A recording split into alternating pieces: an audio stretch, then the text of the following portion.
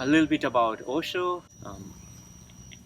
At the least, I can say he's an inner scientist, and there are so many inner scientists that have been through the centuries.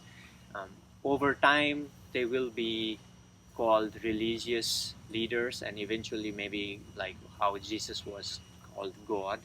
You know, he was an inner scientist of his time. And why his tools are not the same as, let's say, yoga, why he didn't teach yoga? Because he was teaching to a certain group of people who had certain needs at that time.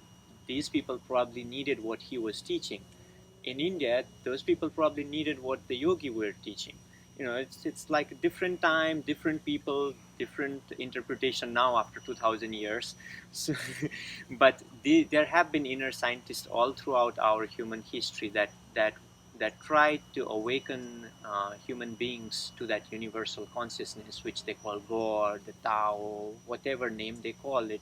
That's the universal consciousness, and they say that to watch up, there's nothing up, it's just the clouds. But up means after the earth there is up, so that's like, keep your eyes up because you're watching on the. So all these things came and got misinterpreted over time. Osho is one of the inner scientists of our time, and I hope it sleeping people of the world will not change him into some god, or like it's not, because whatever he is given is meditation. It's a technique to work on yourself, to transform your energies, to connect to that universal energy. His techniques are a little different in a way that if you look at traditional meditation techniques, it's just sitting silently or watching the breath or lying down, or some guided meditation. He found out that it's human beings of the present age is different because our life is different, society is different, everything has changed. We have to. He didn't say go to the caves. He didn't say drop everything, change your lifestyle, become a hippie, like completely. No, he said that's not going to work anymore because your mind is already conditioned now because you grew up in this society. If you grew up in a cave, that person will need a different technique. But we grew up in this society. We grew up with we are carrying the history of this whole last 30 years, 40 years, because every day we see, we hear, and the people who taught us, our parents, they carried their history and they gave to us. So it's called conditioning. Our mind is conditioned in a way um, we don't know because we've been taught to do things certain way from childhood. And these conditionings are pretty deep. And also said that you have to break that shell of conditioning to be starting to watch your breath or be in the present moment, because they will keep on pulling you back. So he gave techniques of more like cleansing techniques first, like catharsis, meaning, let's say I grew up with a bad childhood, I had traumas and everything. People usually think that, oh, I already left that behind because I have a life here.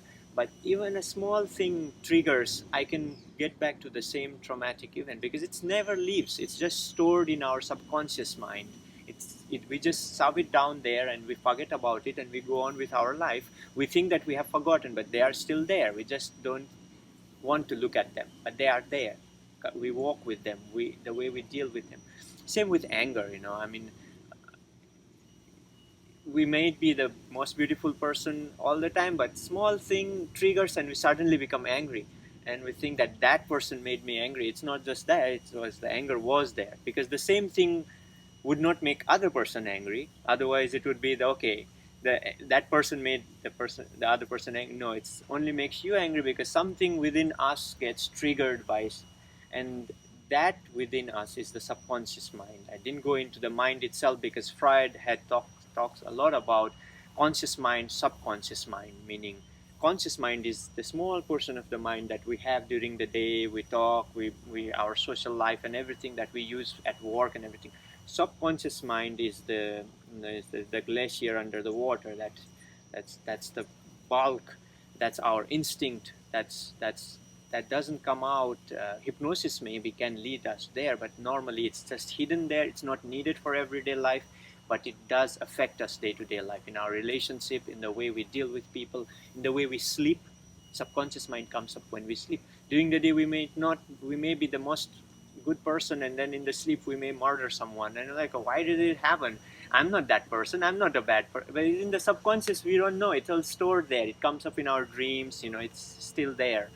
So Osho said that, hey, you can't just work on the conscious mind right away. I know we have to work on the body, work on the mind, work on the consciousness. How about that subconscious mind? Why are we forgetting it? Because even if you bypass that subconscious and go into conscious, that subconscious mind is going to overpower you. And it happened in Tibet.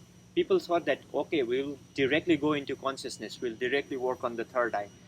No, nothing. They started with the meditation on third eye, on here, and they got phenomenal energy because this is working on energy. So they became full of energy, they could do anything.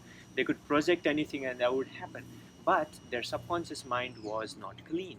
So all that anger, that whatever that was stored there, jealousy, fear, everything would be projected. And that's where black magic came in Tibet. It's when the mind is not cleansed, when the subconscious is not cleansed, and they started working on energy right away, it was affecting their energy level. And it's not going to help them in future because it's you know, it's not good. It's not based on compassion and love. So Osho brought techniques that work with subconscious mind first, in a way to clean them up. So catharsis came into existence, and more you will see the future inner scientists will bring this more into their techniques, because we human beings are more into going into this era of technology. Everything is there now in the computer.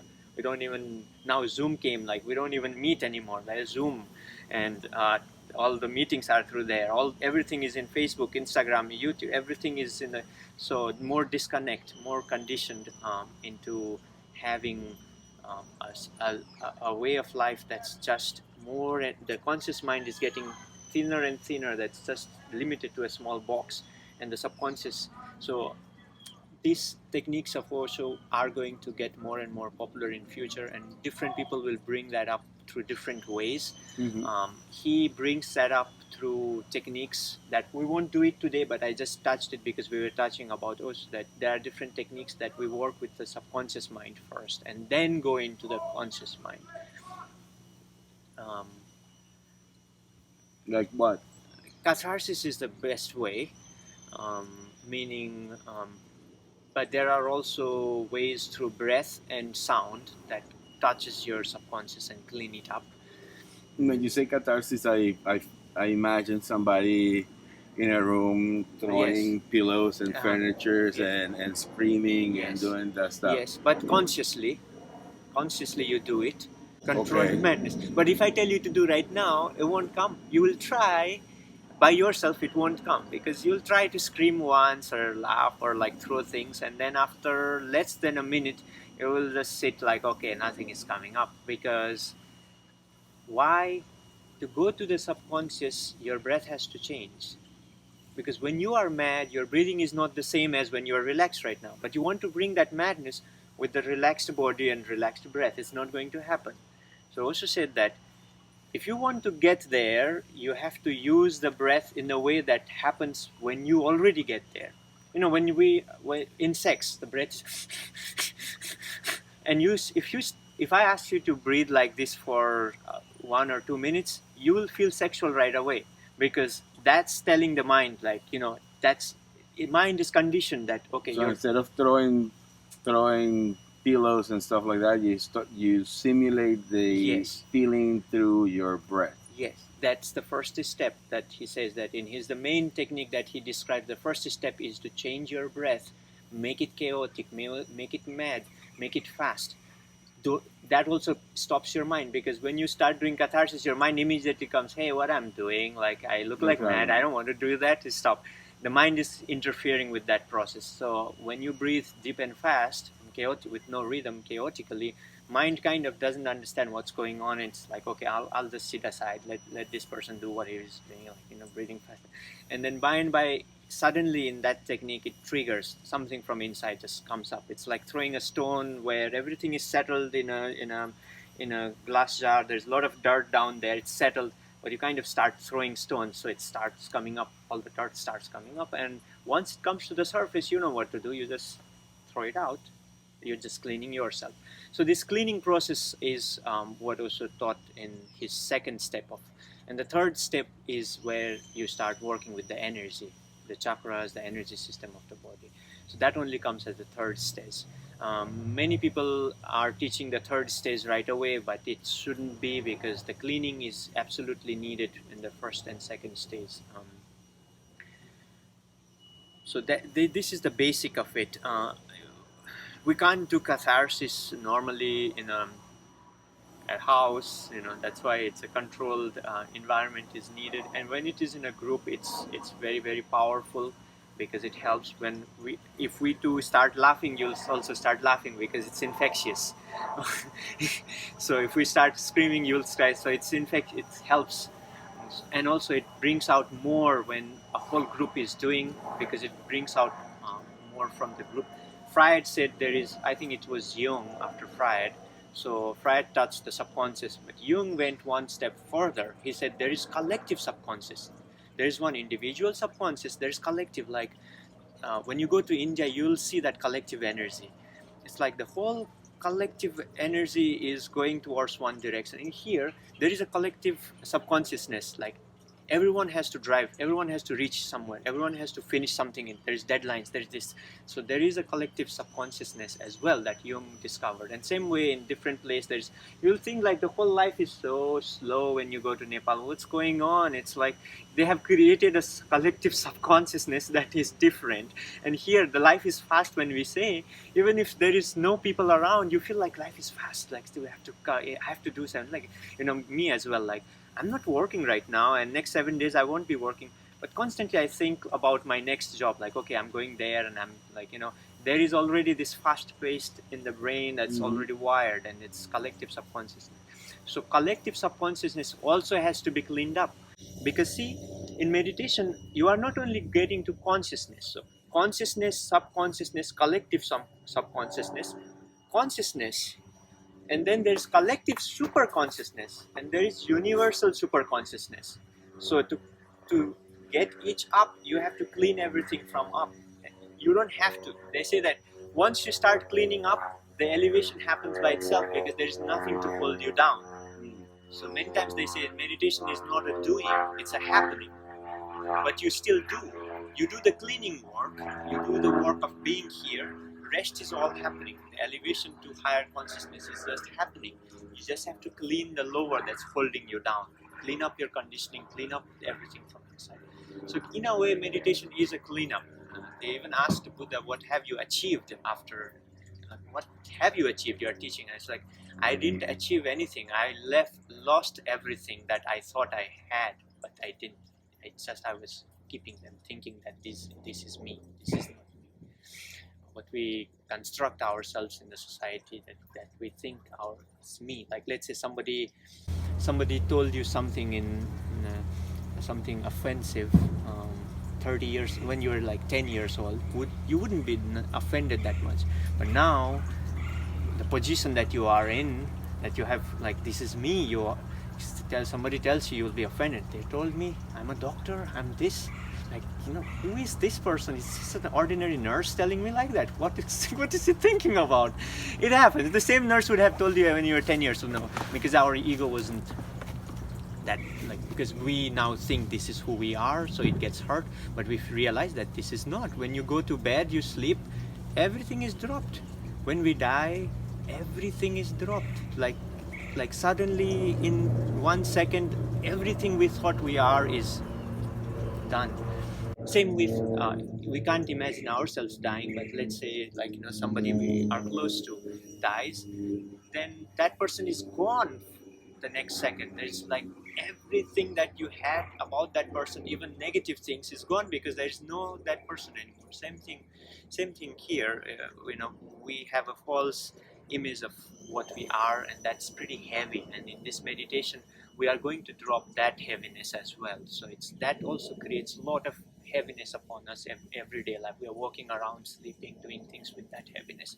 So first step of meditation that Osho brought is to drop that heaviness. And people say that after this meditation that we talked about, they feel very, very light. They feel like they can float. And that's really, it's the lightness of dropping things of the past, dropping things that they keep within. That's about Osho, but he give like 600 different techniques of meditation that once you are interested, someday you can read a book. So much controversy happened because anybody who comes to awaken the sleeping humanity, people don't like. If you are sleeping, somebody wants to throw water on top of you, you will be angry at that person right away. Obviously, you want to keep sleeping. Same thing happens, like, Jesus wants to awaken humanity. They don't want that. More and more people awake, there will be more trouble. Number one. Number two, nobody wants to get awake. So they think that he is a troublemaker, that he needs to be put aside. So where is he now? In India? He already left the body pretty early. A lot of work he had to do. At the age of 59, he left his body in 1990. So it's been 31 years now he left his body. And his message is, slowly people are starting to realize, same way, first they are against, slowly they start to realize. First they hang, they crucify, and after 2000 years they praise, but it's already too late. It's not going to work anymore. Society has changed. So the time to get the greatest benefit from Osho is right now, not after 1,000 years. That would be already diluted. Society will use him in a way that they want to use, the way they are using religions right now. Religions were made so that people can wake up, but now they're using it as a way to... As a weapon and get control. Yes, to keep people divided or keep people controlled. So that's... They've been doing that for thousands of years. Not going to work. It's only going to work when the message is alive, and it is right now. It's not... some people are trying to make a religion out of it, and it's not good. It should be kept as a science, because that way it will stay fresh and alive. That's what it is.